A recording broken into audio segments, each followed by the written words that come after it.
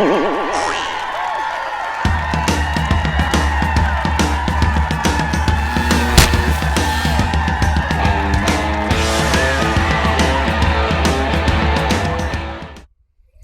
guys, Comic Boom here to review not the first issue of King of Spies, but the second issue of King of Spies by Mark Millar and Matteo Scalera. Now, this is a story that, just like it says in the first issue, it's about a world secret agent, greatest secret agent.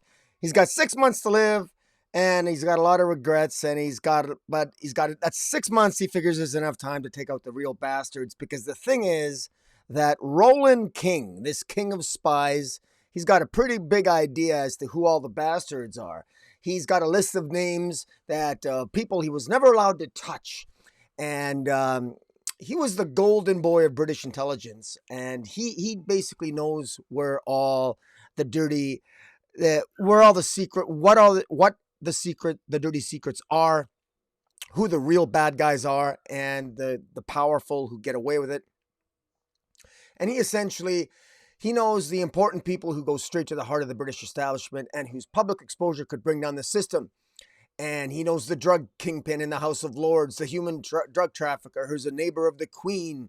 And he knows internet stars that are corrupt and are secretly pedophiles. And he knows all this stuff. And in the second issue here, we have Roland King very slowly begin to take out the garbage, take out the trash, and I gotta say it's interesting, and let's get right into it here, and we'll try to start off. Let's get right into it, have some fun, and let me see here. Sorry about this, frustrating here. I don't know, something's wrong with Comixology. I try to access it now and it keeps screwing up. So, but we're going to try to get it going here. Let me see here. Let me get 2 pages going on here. Bloody hell. There we go. Okay, well, now, interesting thing. There's in the first issue, Roland King in his younger years, and he was about 30 in the 1990s in Panama, he took out a couple of spies by the name of Idris and Itzy. And he cut one of them in half and he chopped the arms off the other one. It was really pathetic. And that was in 1990. Now, surprisingly enough, these two are actually still alive, which is actually quite shocking when you think about it. But they're actually in the back of their ambulance. They're in Panama, and Idris and Itzy, these spies, they're actually still alive, and they come back, I think, to haunt Roland King, 30 years later here in the present era, where Roland King is dying, of course, of cancer, and he's trying to kill as many of the bad guys as possible. And the pedophile pop star with friends in high places, the TV boss who kills all the right stories, the human trafficker who's a neighbor of the Queen, the drug kingpin in the House of Lords. Roland King knows where all the dirty laundry is, and he's taking out the trash, and he's got everything mapped out. And he's got Venn diagrams going everywhere. There's a list of names that he was never allowed to touch when he was the golden boy of British intelligence, and the important people who go straight to the heart of the British establishment and whose public exposure would bring the system down. Well, if it's one thing that Roland King knows, he knows all the secrets, and he wants to have some fun taking out all the bad guys. And that's one thing that this King of Spies comic really does so well. It's almost like it's a great revenge tale, because right now, guys, let's face it, we all live in a world right now where we feel that we hear all these conspiracy theories, and I don't know, sometimes if you're like me, it's like, geez, I don't know who to believe anymore. And we think, well, there's the super powerful people at the top, and sometimes I feel like I'm part of a disappearing middle class, and and the rich keep getting richer and the poor keep getting poorer. And I mean, oh my God, the sky is always falling. Everything sucks. Everybody's miserable, and this it seems the people that are happier and who get happier and happier are the ones who get more powerful and more powerful, and it's just frustrating. And it's nice that this is a feel good story in a sense that this is a spy who actually confirms all that. He says, yeah, there's a group of assholes that controls the planet, and I'm going to take them all out. I know who they are. They control the legal system. They control the financial system. They control the economy. They control the society. They control the internet. I'm taking them all out for you, but I got 6 months to do it because I'm dying. I'm dead. And this poor Roland King, he's sitting there. He's making all these plans. And while he's busy making all these plans, the reality is that the British, the establishment, the British intelligence, they know it's Roland King because they kind of figured out. They pretty much know that there's only so many people that it could be, and the only one that they can narrow it down to that makes the most sense is Roland King because they know Roland King is pretty much dying. They know that he's at the end of the hill. They know that he's got nothing to lose. It just makes the most sense. And what makes this particularly more compelling is the fact that Roland King feels that he's got nothing left in his life. I mean, literally, there's nothing left in his life. He has a shitty relationship with his wife. He's basically divorced, and has no relationship with his son. Now, his son's name is Atticus, and Atticus King, as we discover in this issue, is in fact a spy just like his father, Roland King. And Atticus King appears to be just as effective and as good a spy as his father. And it's as the story progresses, it becomes clear that Roland King, to the extent that Roland King does have a friend, he has a best friend, and his best friend happens to be a guy by the name of Figgy, who is actually the head of British intelligence in London. So he doesn't, as much as it does sort of weigh on Roland King's conscience a little bit that his best friend is actually the head of British intelligence, this guy named Figgy. He doesn't care. He's dying, and he's got to take out the trash, and he's got to do it. And presumably, he's not going to kill his best friend Figgy, but he's scrambling his phone. He wants to keep his best friend Figgy out of the loop as he goes about and does his business. And I got to tell you, man, writer Mark Millar here, he does a really good job. Artist Matteo Scalera, this is such a fun comic to read. It's like reading a movie. It's fun. Get to the end of the second issue here, and I don't want it to end. I'm having a blast reading this. And there's a particular scene here where he takes out a guy by the name of Lucas Bell. And Lucas Bell is an old sort of sharpshooter who's so good at what he does and so dedicated to it that he even actually blinded himself in a way that he became an even better sharpshooter after that. And this Lucas Bell has a son, and Lucas Bell and his son actually are hired. They're hired by Roland King. They don't know who hired them, but Roland King hired them to basically kill two former prime ministers. Because basically here, what's very clear here is writer Mark Millar is embracing the idea that world leaders are corrupt. They've been corrupt for so long, whether it's everything from Ronald Reagan, who we see an analog of him in this story, from Margaret Thatcher to multiple prime ministers and world leaders. And they're always getting us into wars, and they're always getting us into more and more wars, more and more drug trafficking, trades, illegal activities, and they're always getting away with it, and they're never, ever, ever stopping.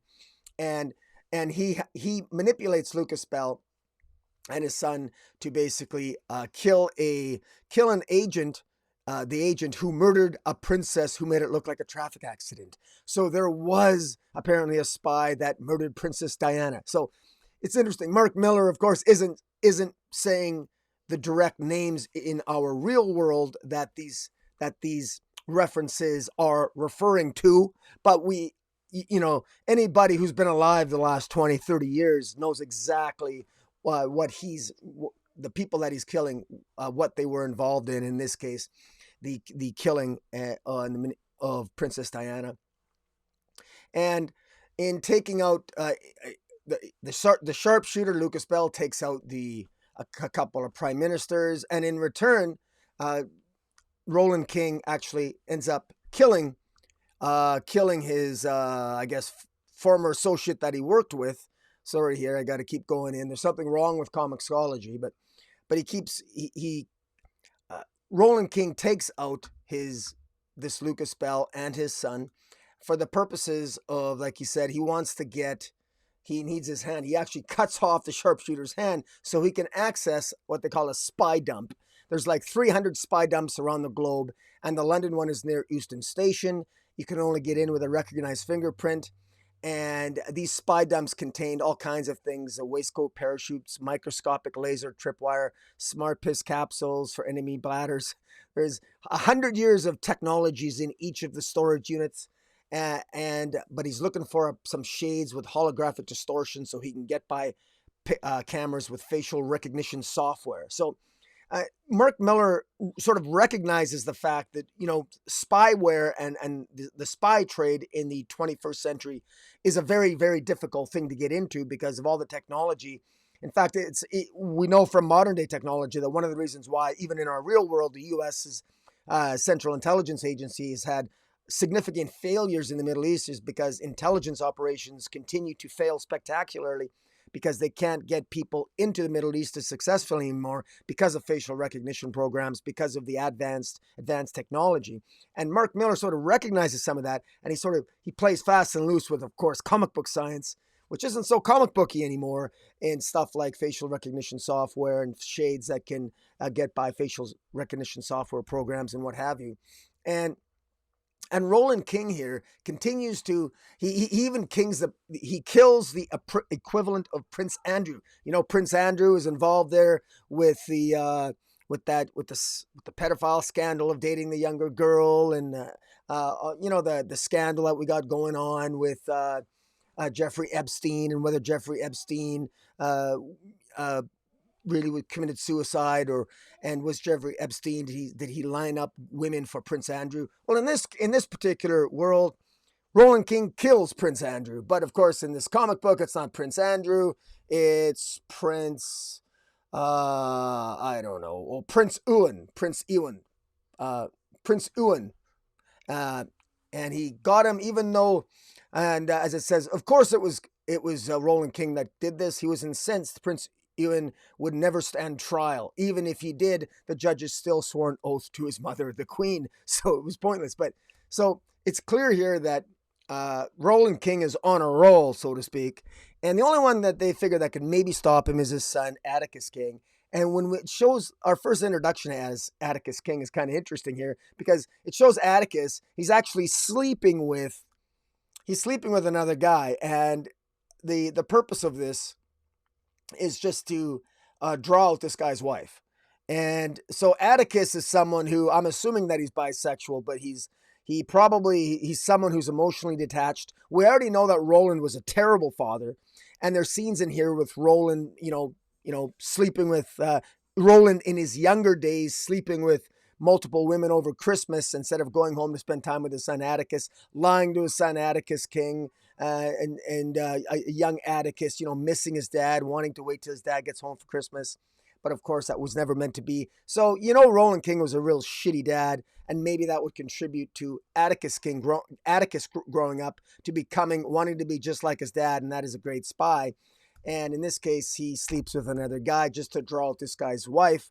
This guy's wife is a spy, and he kills her, following which Atticus then basically tells the guy, your wife was a Russian plant passing secrets to the Iranian government. I work for British intelligence and was deployed here to stop her. And he tells this guy, I'm just here killing time with you. And, he puts the guy out of his misery. That's the type of guy, Atticus is. And so you see that, sort of the sins of the father are playing upon, are becoming the sins of the son. And we know how ruthless Atticus King could be because we saw how he took out Idris and Itzy last issue, which will play a role in this issue as they show up at the end here. But it's really sad. But it's funny when Atticus is contacted and said, "Look, do you want in on taking down your dad? Because there's like a black code against your dad. Do you want in on taking out your dad?" And he says, "Are you kidding me?" He goes, he basically feels like it's Christmas time. He goes, "It's like this is all my Christmases at once." And so this is where it really gets interesting. And probably the best scene here is where Atticus sneaks aboard Air Force One, or at least the equivalent of an Air Force One, to take out, I guess, the Ronald Reagan analog. In this case, the president that in this particular universe got them involved in two entire decades of war with a foreign country, which we could probably guess is Afghanistan or some Middle Eastern country. You can compare it however you like to our politics. I think in any event, Reagan, of course, with the Iran-Contra deal in our world, this is the way they draw the president, the individual who looks like a former president here, kind of looks like a cross between maybe Nixon and Reagan, and maybe you can read into it whatever you like. And obviously he gets in, Atticus Finch gets on the plane, and just in an absolutely gruesome fashion, basically says, "Oh, you're at the very top of my list," and "Oh no, please don't kill me." But of course, Atticus is there to do a job, and that is to kill a number of former presidents because they're scum in his mind and responsible for all kinds of atrocities. And that's exactly what he does. Artist Matteo Scalera here just does an absolutely fantastic job. Guys, I want to recommend that if you're reading these comic books, I recommend, if you can, read them on Comixology on the guided view, because you can really see, if you just go through the guided view, it almost plays out through the guided view cinematically, because the other way is that you can just read the comic book page to page, but if you read it with a guided view, you see the transition from panel to panel. And if you take your time from panel to panel and read it right, especially if you got a nice computer screen, you can really see the action and the tension build, and boom, until it hits when his head gets blown off, and holy shit. I mean, trust me, this is the right way to read these comic books. It's a lot of fun. And, Atticus, he's taking names. He jumps out of the airplane. He's got the chute with him. And again, he figures he's on his way to escape. Unfortunately, one of the Secret Service agents grabs onto his leg, and they're still falling through the air. Atticus looks like this might be the end for him, and he's got to get his jacket off. And as he continues to fall, it switches, and then right away, a good way to transition is, we're not sure what's going to happen to Atticus Finch. It's sort of that scene ends on a cliffhanger. He's falling to his death, and then we get a snapshot of Atticus when he's younger, sleeping with some women, he's having a threesome while he's talking to his young son. Oh, pardon me. We got Roland King talking to his son, Atticus. And Atticus is there wondering where his dad is. And of course, Roland is sleeping with the girls. And Atticus is saying, "I don't care. I'm not opening up any presents till Daddy gets home." But we know Daddy doesn't get home because Daddy's an asshole. And Daddy now has 6 months to live. And Daddy wants to kill all the bad guys. And per Atticus King has grown up to be a bitter spy himself. And the simple fact of the matter is that young Atticus, he wants. One thing about guided view, if you're too impatient, then you don't put it on guided view. I lost some patience there. Anyways, he's falling, and he throws the one guy into helicopter blades, and he gets to the ground, and basically Roland King says that he feels young again. And again, Roland King is he's the father. Atticus is the son. If I screwed that up during this review, I apologize. But Roland King is the guy, and he feels 25 years old. So even though he's 65 years old, he's on all kinds of drugs that I can't pronounce. Keppra, Lamotrigine, dexamethasone, and timzolamide. My body hurts like it's never hurt before, and best case scenario, I'm dead by summer. But somehow I've never felt better. Inside, I feel like I'm 25 again. So Roland King feels fantastic, and he's kicking ass and he's taking names. And man, I'm really looking forward to seeing where this is going. And as Atticus King says at the end, I think it's safe to say my father is now the world's most wanted man. They tried to keep it quiet, but his targets are just ridiculous. And they are. They're ridiculous. He's taking, it's crazy. And Atticus is talking to Idris and Itzy. And he says to Idris and Itzy, I know you guys have a history, so I thought I'd give you first crack. What do you think, Idris? Are you in? And Idris says, are you telling me that Roland King is no longer under the protection of the British Secret Service? Well, I'm sure I speak for Itzy when I say this. We'll do this one for free. And what's interesting about this is that you can see how they look, because in issue 1, I mean, they were just, you could see at the beginning of the issue, Idris and Itzy, I mean, one was chopped in half and the other one had their arm chopped off, and somehow they survived, and they look, I mean, they look like pretty much they're twins now, that they're pretty much literally tied at the hip or tied at the back. Crazy looking. You got to wonder how effective they can be as agents still, but they apparently had quite a reputation before Roland King killed them back in 1990 in Panama. And apparently they've maintained quite a reputation for themselves, and they're still competent secret agents. So in any event, guys, this is King of Spies at the end of issue 2. This is a lot of fun. Man, it's so easy to imagine maybe a Pierce Brosnan in this role, or any type of older actor that wants to, have some fun, and in their older acting years, and have some fun. I mean, this is fantastic. Even a Mel Gibson as Roland King. I mean, wow. This would just be just a great show to see, like having a young up-and-coming actor play the son, Atticus King, and have an older father, Roland King, played by a Mel Gibson or a Pierce Brosnan, or insert whoever you want. I think it would just be really fantastic. Like I said, I'm actually fairly impressed with all this. This was a great issue. I encourage all you guys, pick this up. Get it on Comixology or pick it up at your local comic book shop. It's well worth it. And guys, hit the subscribe button. Hit the subscribe button, hit that bell. Follow me on Twitter at Metropolis40. And guys, until next time, Comic Boom out.